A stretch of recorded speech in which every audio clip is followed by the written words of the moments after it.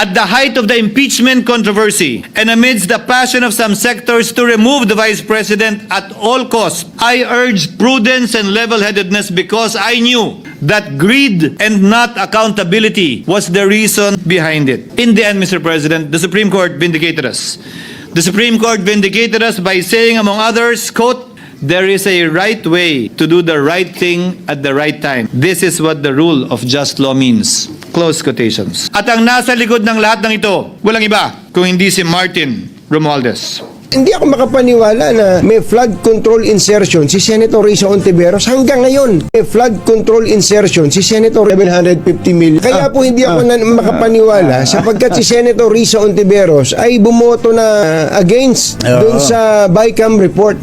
What's next? Ano bang nakikita yung ending dito po? Nabuksan ika nga ang Pandora's box. Well, ako talaga nagsusumikap kaming tumulong para talagang makulong. Kailangan may makulong eh.